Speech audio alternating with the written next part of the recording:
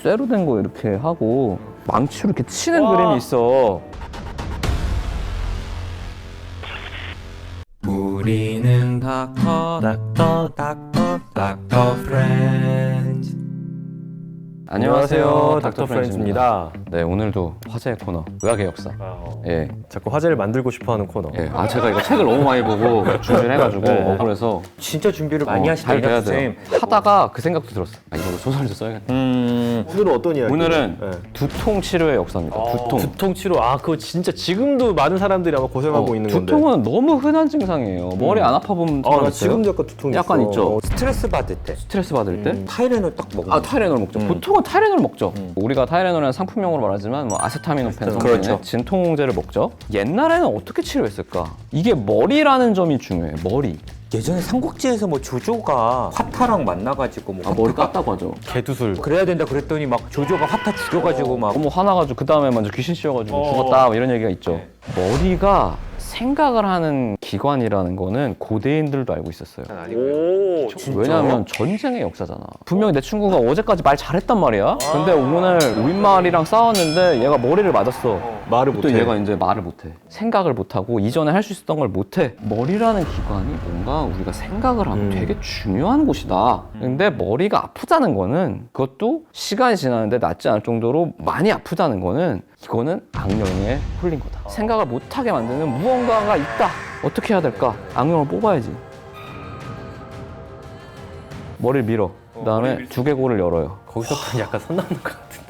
옛날 사람들이 뭐 개두술을 했다라고 하잖아요. 그게 우리가 생각하는 무슨 압력을 줄여주거나 이런 목적이 아니라 그냥 뚜껑을 열면 이 안에 있는 악령이 나갈 거라는 믿음에서 기계적으로 여는 거예요. 근데 죽었어. 그럼 이 악령이 너무 강해가지고 죽었구나. 살았어. 악령이 나갔다. 근데 아직도 머리가 아파? 다시 열까? 이런 역사가 있었던 거죠. 근데 두개골은 사실 엄청 단단한 거라 뼈도 근데 두껍고 신석기 시대부터 7,000년 전부터 돌로 깠어요.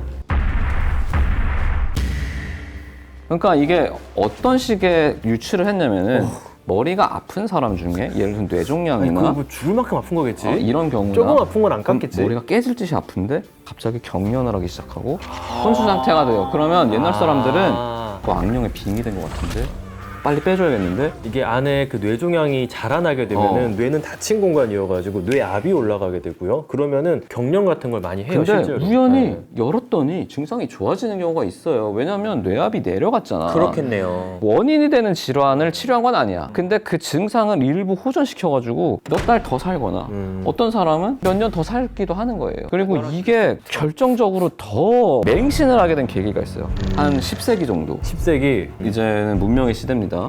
아직도 까요. 머리가 아프대서 열었어. 악령을 빼려고. 근데 검은 벌레가 있는 거야.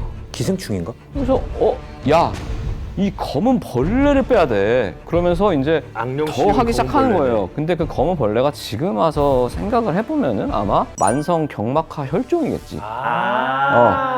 피가 안에 고여서 굳은 거지. 서브듀랄 해마토마. 이게 뼈가 이렇게 있으면은 뼈 아래쪽으로 이렇게 피가 올폭하게 차는 경우도 있어요. 여기에 있는 혈관이 터지면은 근데 이게 놔두면은 쭉 커지면서 뇌를 눌러서 이렇게 두통이 생기고 의식이 없어지는데 우연히 거기를 연 거예요. 여기를 열면 사실 피떡처럼 돼 있으니까 검은 벌레가 있으니까 어이씨 이거 뺐더니 나았어. 그 의사가 얼마나 신나겠어. 동대방네 떠들고 다니면서 니네 머리 아프면 이제부터 다 열어야 된다 이래가지고 그 역사가 굉장히 오래 갑니다. 기원전 4세기 히포크라테스, 그분 나오죠. 위대한 의사. 안 한 게 없어. 이 사람이 대단한 게 편두통의 증상에 대해서 알아냅니다. 눈앞이 번쩍이고 관자놀이, 머리, 목까지 이르는 극심한 고통을 일으키는 두통의 종류가 하나 있다. 이 원인이 뭘까? 사체액설 기억하죠? 사체액설. 네. 담즙, 흑담즙, 점액, 혈액. 제일 집착하는 게 뭐야? 혈액. 피를 빼야 돼. 왜냐면 머리에 피가 많아서 머리가 아픈 거거든. 거기 사열이 나오는구나. 근데 처음부터 머리에서 피를 뽑을 생각은 못 해요. 쉽지가 않네. 좀 긴장되지 사실 의사도. 환자를 이렇게 누우라고 한 다음에 조금 짧은 침대에 눕혀요. 그래서 발목이 나와. 고개를 찌릅니다. 아씨. 발목에서 이제 피가 나와요. 발목은 뭐 혈관도 보이고 하니까. 그러면서 이제 이제 좀 덜 아파? 그랬더니 눈치 없이 거기서 안 아프다 그래서 더 안 찌르는데 아직도 아픈데요? 오케이, 그러면은 좀 위로 가볼까? 팔에 있는 정맥을 잽니다. 피가 더 나와. 보통 거기서 이제 실신하고 기절하니까 기절하고 나면은 긴장성 두통 같은 경우는 그것 때문에라도 없어져. 기억나겠어? 딱 깨면은 나 뭐 하고 있었죠? 낫는 거야. 근데 거기서도 안 낫는 두통이 당연히 있지. 왜냐면 원인이 그런 게 아니니까. 그치 뭐 종양이나 그러면- 뭐 이마에 이렇게 혈관 드러나잖아요. 아, 여기 여기 옆에? 보이니까. 여길 잽니다. 이제부터는 이제 심각해져요. 머리를 밀어요. 두피에서 피를 뽑고 그래도 안 돼? 그러면 원인을 없애. 인두로 두피를 찢어요. 혈관 없애는 거야? 뭘 없애려고 그랬는지 모르겠어요. 머리를 없애려고 그런 것 같아. 그냥 여기가 아프니까. 그래서 막 자기 죽겠지. 약간 뭐 원래 다른 고통이 있으면 그 고통이 좀 잊혀지잖아. 어. 여기가 아파? 그치. 이 때리면 이제 여기가 여기가 아프지. 아프잖아. 이 치료가 세기가 거듭될수록 사라지는 게 아니라 체계화됩니다. 어떻게 하면 안전하게 피를 뽑을 수 있을까? 그래서 이제 코가 코 천장이 머리의 바닥이야. 그걸 알게 됐어. 그래서 코에서 피를 빼면 되겠다. 어떻게 내 뺄까? 촉수력이 빠질 것 같은데. 그래서 이제 거위 깃털을 부러뜨리면 되게 날카로워져요. 그걸로 이제 코를 찔러서 이렇게 후빕니다. 그 야만의 시대에 한 사람이 나타납니다. 18세기 후반에 찰스 다윈의 할아버지예요. 너무 무식한 치료야. 피 그만 빼. 물론 머리에 피가 몰려서 아픈 건 맞는 것 같아. 그때 당시에는 이미 원심력이라는 걸 알고 있었어요. 그래서 사람을 머리를 가운데다 놓고 붕붕 돌리면은 피가 다리로 갈 테니까 그건 맞지. 그러면 우리가 피를 빼지 않고도 머리에 있는 피를 줄일 수 있다. 이게 중력 가속도 견디는 거랑 똑같거든요. 그럼 실신을 하죠. 사실. 실신을 하죠. 그치. 그랬더니 긴장성 두통이 사라지는 거예요. 어. 왜냐면 기억을 못해. 근데 문제가 뭐냐? 사실 난치성 두통의 기질적인 원인이 있다면 몸 상태가 이미 안 좋죠. 이 상태에서 돌려. 근데 발살봐도 몰라서 견딜 수가 없어. 그대로 못 깨어나는 경우가 많죠. 그대로 못 깨어나는 경우가 많죠.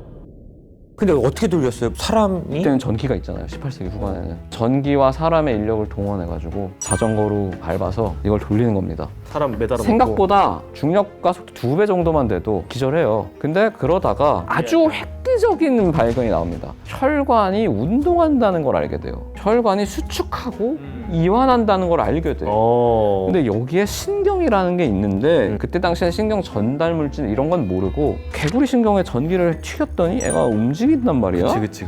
그럼 이거를 혈관으로 들어가는 신경을 전기로 하면 이완이 되지 않을까? 수축이 되지 않을까? 이런 생각을 하게 되는 거예요.